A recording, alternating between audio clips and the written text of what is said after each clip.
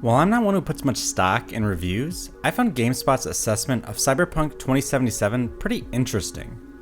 While reading their article, I got the feeling that the side quests in the game were really good and enjoyable, but the main quest was a drag, and there were a lot of technical issues that bogged the game down. Yet, when I got to the bottom of the review where the author listed the game's pros and cons, the list of bad items surprised me. Reading through these negative qualities, I suddenly didn't feel like I was reading a Cyberpunk review anymore. I felt like I was reading a review of all open world games. Each item on the list seemed, to me, to be less of an indictment of Cyberpunk, and more general complaints that could be applied to any open world game. For instance, the first item on the list, "There's so much to do that isn't meaningful, so a lot of it ends up feeling superfluous," is something that I have felt about every open world game I've ever played.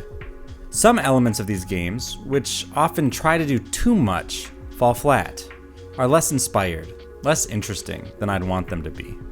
Another complaint the author makes is that the main story doesn't cohere with the rest of the game.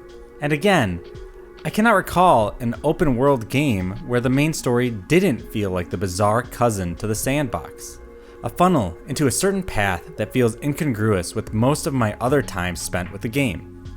I know Cyberpunk is notoriously buggy, crunch is a big industry issue, and there are a lot of other things we could talk about regarding it, but after reading reviews like this and playing a sizable chunk of the game, I'm interested in asking the question, is Cyberpunk 2077 just another open world game? I'll spoil my conclusion. I think the answer is yes and no. It replicates the flaws we generally find in the genre, but has unique qualities that make it feel different from other open world games. To answer this question, we first have to define what open world games are and why they are difficult to categorize beyond their vague openness. Most people use the moniker open world game to describe games where the player is free to explore the environment around them, discovering and playing with its systems. But the extent to which the player can explore and discover this open world varies wildly between different games under this umbrella term. Like many others, my first true foray into open world games was with Grand Theft Auto 3. GTA set the standard for the open world games in the 2000s with its massive open city, diverse missions, and well-paced story. It isn't a big surprise that many gaming companies spent the next 2 decades trying to copy that formula. As for me, what I remember most about GTA is sitting around with my other juvenile cousins, one person in control and causing as much mayhem as possible before dying and passing the controller off to the next player. This kind of play is representative of the possibilities afforded by sandbox-style open-world games, where players are free to choose where to go and what to do. To be completely honest, I didn't even realize the GTA games had intriguing plots until much later in my life, because my family and I mostly used it as a crime spree simulator. The influence of GTA, though, cannot be understated. Yet, where games have gone since then is quite divergent. While the easiest comparison to Cyberpunk might be The Witcher 3 in terms of tone, I'd like to highlight 3 other open-world games, Fallout 4, Metal Gear Solid 5, and Breath of the Wild, which all came out in the mid-2010s. I'd like to show how they are different and in many ways the same. Fallout 4 and Bethesda's other open-world games are a kind of genre unto themselves. What sticks out to me about Fallout is how jam-packed it is with features, though they are often mediocrely implemented. You can build bases, kill mutants, get involved with different factions, buff your character, follow the main story, and much more. Fallout 4 really aims for the player to have it all, like the GTA games. By this, I mean that the game really encourages the player to treat the world of the game as their oyster and leave their imprint upon it. So for my money, Fallout 4 is a jack of all trades, master of none. You can find better base building games, better action games, better RPG games, and better story-driven games, but this one game does all of these things, which must account for something. Still, it has some of the same flaws that we find in Cyberpunk. There's a ton to do that doesn't feel meaningful or interesting, and the main story feels detached from the broader world of the game. Toward that second point, the further I got into the main story of trying to find the main character's child, the less I felt like I was playing a Fallout game, and the more I felt like I was just jumping from one mediocre plot point to the next. Metal Gear Solid 5, on the other hand, really dials up the mechanical aspects of open world sandbox games. What I love most about it is that there seems to be 100 ways to solve every problem. The game really invites the player to use and abuse the game's systems and mechanics to overcome obstacles. Unlike Fallout 4 or GTA, which try to give the player a buffet of different narrative and gameplay flavors, Metal Gear Solid 5 commits to giving the player a buffet of different mechanics and approaches to problem solving. Still, I can't help but feel like much of these open world actions lack substance at times outside of the pure joy of solving puzzles in unique ways. Am I really accomplishing much when I abduct these soldiers and send them back to my mother base? And just like Cyberpunk and Fallout 4, the main story, with its long cutscenes and loads of exposition, feels at odds with the notions of freedom and choice that we find in the game's action and stealth mechanics. Finally, in The Legend of Zelda Breath of the Wild, we can see an open world that is truly meant to be explored. It may not be everyone's cup of tea, but Nintendo just thrusts the player into a huge world and tells them to figure out what is fun for them. The basic gameplay rhythm of Breath of the Wild, at least in my experience, is to climb something tall, find a place you want to go, like a shrine, and then go there and have a little adventure, and then do it all over again. This is a very satisfying loop, but I know people who couldn't get into that kind of self-directed play, and almost everyone I know felt like the dungeons and greater plot of the game were sorely lacking, in general and compared to previous Zelda titles.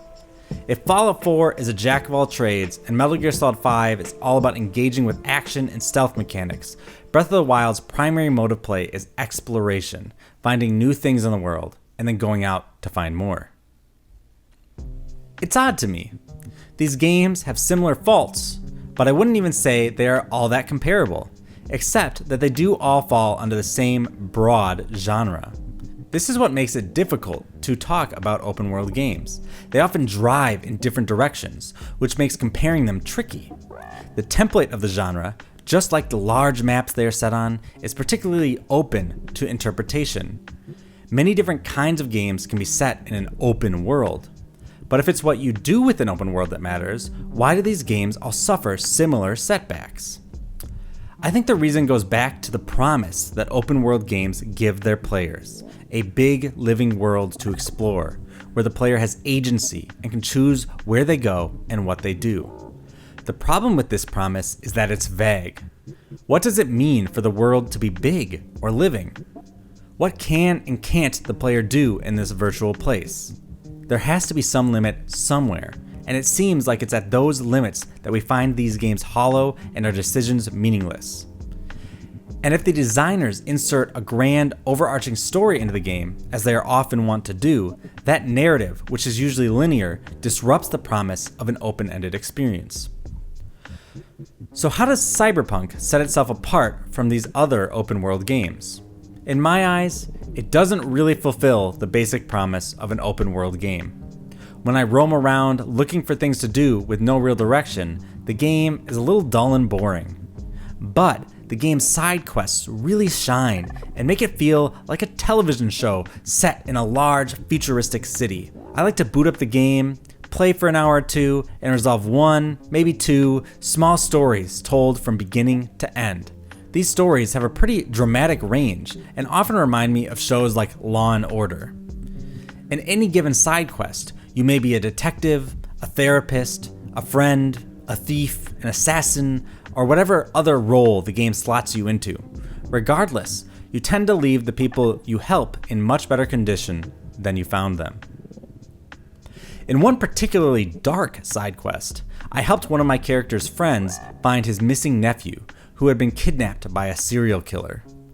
In a race against time, I hacked into the killer's dreams to find details about where the nephew was being held. I met the friend's sister and got to know their kids. The further I went down this rabbit hole, the darker it got, and the end of the story was truly gruesome. Still, the different scenes the game set up for me to roleplay throughout this were satisfying. These side quests can be up to 90% cutscenes and dialogue. You don't often feel like you have much of a choice. Instead, you feel like you're playing the main character in a short television episode, and the next time you turn on the game, you'll be tuning into another. Some of these stories even bleed into one another or feature reoccurring characters. Ultimately, this episodic feel to Cyberpunk is not bad. I actually quite like it. But I don't really feel like the game delivers on the promise of a big living world to explore. Instead, I feel like I'm selecting a preordained story and playing through it. There aren't many choices for the player other than what side quests to do next. But because the side quests are well written and the problems the player needs to solve are fun, the game manages to stay interesting.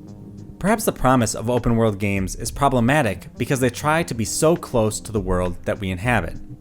It's too easy for the player to imagine how a game might be better because we have a close corollary with which to compare the action of the game, the real world. But games are not the real world. They are representations of the world.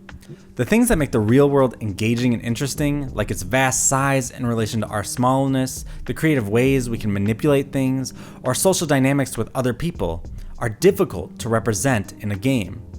Perhaps this is why it's easier for Cyberpunk to remediate a television show rather than trying to represent the entire world around us. Open world games are constantly running into the limitations of their form.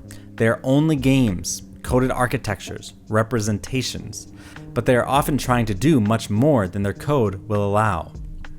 David Myers makes this argument about games, but more generally, in his book Play Redux.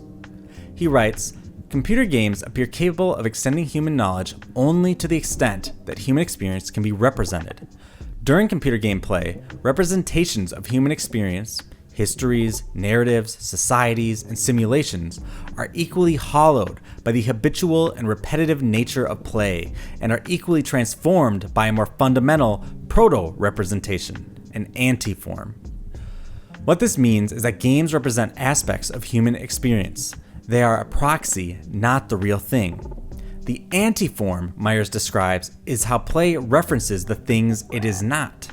Myers uses the example of a stick horse, which is something like a horse, but not a horse. It is an anti-horse, which requires but does not fulfill its reference to a horse. In this way, Cyberpunk 2077 and all open worlds are actually anti-worlds. They are something like a world, but they are not a world themselves. This means that eventually, through play, we will find them to be hollow, lacking the meaning of the world they simulate. Whether this is in linear narratives players feel forced into, or at the margins, the limits, where the game no longer does a good enough job replicating the world to be convincing. So, is Cyberpunk 2077 just another open world game? Yes. It fails in the same ways that all open world games do because it cannot replicate the world around us in a truly gratifying way.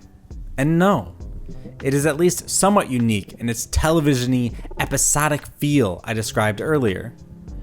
Perhaps this is not a satisfactory answer, but maybe returning to Grand Theft Auto will illuminate an important tension. In the wake of Grand Theft Auto's amazing wide open world, game designers became much more serious about generating their own open worlds for players to explore. But in the same way that Grand Theft Auto's world is an anti-form of the real world, many open world games have become anti-forms of Grand Theft Auto. They become compared to each other, a facsimile of one another, which only exacerbates their collective failings. Perhaps in 2021, if we're lucky, a new game will come out and break the mold like Grand Theft Auto did 20 years ago and expand what we think is possible. But for now, I can only tell you that Cyberpunk 2077 ain't that game. Hey, this is my cat, Oda. She's so cute and she loves boxes. Like and subscribe to the video. She demands it. And otherwise, have a great day. And comment too. Happy holidays.